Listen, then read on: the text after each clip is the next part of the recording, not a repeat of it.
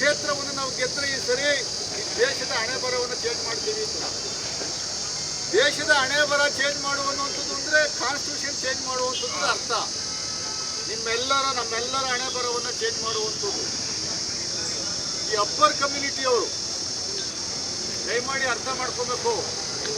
Doctor BR Ambedkar ಸಾಹೇಬರು ಬರ್ತಿರುವಂಥ ಸಂವಿಧಾನ ಬರೀ ದಲಿತರಿಗೆ ಸೀಮಿತವಾಗಿರುವಂಥದ್ದು ಅಲ್ಲ. ನೀವು ನಾವು ನಾನೇ ಆದಿಯಾಗಿ ನಮ್ಮ ಅಧ್ಯಕ್ಷರಾದಿಯಾಗಿ ಬಂದಿರು ಕೂತು ಪ್ರತಿಭಟನೆ ಮಾಡ್ತಾ ಇದ್ದೀನಿ, ನಾನು ಮಾತಾಡ್ತಾ ಇದ್ದೀನಿ ಮುಂದೆ ಅಂದರೆ ಅದು ಸಂವಿಧಾನ ಕಾರಣ. ಮನುಸ್ಮೃತಿ ಸಂವಿಧಾನ ಏನಕ್ಕೆ ಕಂಡಿದ್ದು 1947 ಹಿಂದೆ ಬರೀ ಡಿಕ್ಟೇಟರ್ಶಿಪ್ ಇದ್ದಂಥ ಒಂದು ವ್ಯವಸ್ಥೆಯನ್ನು ಸುತ್ತಾಕಿದ್ದಂಥ ಕೀರ್ತಿ ಡಾಕ್ಟರ್ ಅಂಬೇಡ್ಕರ್ದು. 1927 ಇಸ್ವಿನಲ್ಲಿ ಅದು ಸುತ್ತಾಕೋದು ಮನುಸ್ಮೃತಿ ಸಂವಿಧಾನವನ್ನು.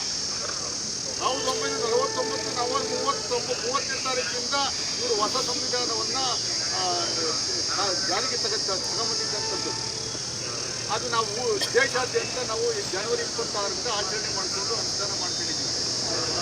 ಸಂವಿಧಾನ ಇಲ್ಲ ಅಂತಿದ್ರೆ ಮನೆ ಮುಖ್ಯಮಂತ್ರಿಗಳು ಸದನದಲ್ಲಿ ಓಪನ್ ಆಗಿ ಹೇಳಿದ್ದಾರೆ, ಡಾಕ್ಟರ್ ಅಂಬೇಡ್ಕರ್ ಬರೆದದ್ದು ಸಂವಿಧಾನ ನಾವು ಜಾರಿಯಲ್ಲಿ ತಂದಿಲ್ಲ ಅಂತಿದ್ದಿದ್ರೆ, ಕಾಂಗ್ರೆಸ್ ಪಕ್ಷದ ನೇತೃತ್ವದ ಸಂವಿಧಾನವನ್ನು ನಾವು ತರುವಂಥ ಕೆಲಸವನ್ನು ನೆಹರು ಅವರು ಮಾಡಿಲ್ಲ ಅಂತಿದ್ರೆ ಇದೇ ಅಮಿತ್ ಶಾ ಗುಜರಿ ವ್ಯಾಪಾರ ಮಾಡಬೇಕಾಗಿತ್ತು.